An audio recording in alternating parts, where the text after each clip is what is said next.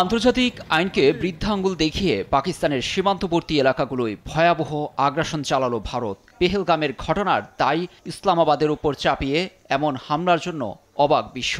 ভারতের প্রধানমন্ত্রী মোদি এ অভিযানের নাম দিয়েছেন অপারেশন সিঁদুর। কেন এই নামকরণ, এ নিয়ে সাধারণ থেকে শুরু করে বিশ্লেষকদের মধ্যেও জুগিয়েছে আলোচনা।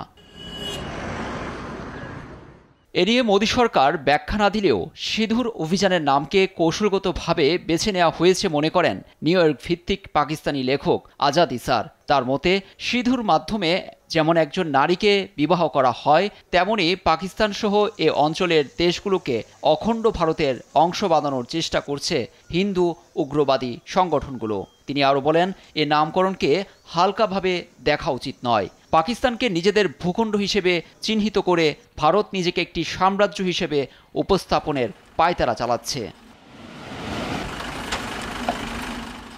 এদিকে পাকিস্তানের প্রগতিশীল রাজনৈতিক কর্মী আম্মার আলী জানের মতে, হিন্দুত্ববাদীরা পুরো উপমহাদেশে আধিপত্য বিস্তারের স্বপ্ন দেখছে। এসবের পেছনে যুক্তরাষ্ট্রের সমর্থন আছে মনে করেন বিশ্লেষক আম্মার আলী। এর ব্যাখ্যায় তিনি বলেন, বেইজিংয়ের বিরুদ্ধে নয়াদিল্লিকে ব্যবহার করতে চায় ওয়াশিংটন। মোদী সরকারের কৌশলগত নীতির মূল লক্ষ্যই হল পাকিস্তানে অস্থিতিশীলতা সৃষ্টি করা। লুৎফর কবির, নিউজ ডেস্ক, দেশ টিভি।